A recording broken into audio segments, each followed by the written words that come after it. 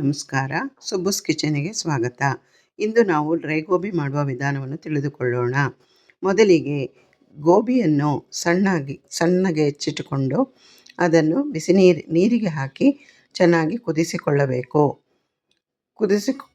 ಅಷ್ಟರೊಳಗೆ ಒಂದು ಪಾತ್ರೆಯಲ್ಲಿ 1 ಬಟ್ಟಲು ಅಕ್ಕಿ ಹಿಟ್ಟು, ಅರ್ಧ ಬಟ್ಟಲು ಮೈದಾ ಹಿಟ್ಟು, 1 ಚಮಚ ಅಚ್ಚ ಖಾರದ ಪುಡಿ, ಅರ್ಧ ಚಮಚ ಗರಂ ಮಸಾಲವನ್ನು ಹಾಕಿ ರುಚಿಗೆ ತಕ್ಕಷ್ಟು ಉಪ್ಪನ್ನು ಹಾಕಿ ಚೆನ್ನಾಗಿ ಮಿಕ್ಸ್ ಮಾಡಿಕೊಳ್ಳಬೇಕು.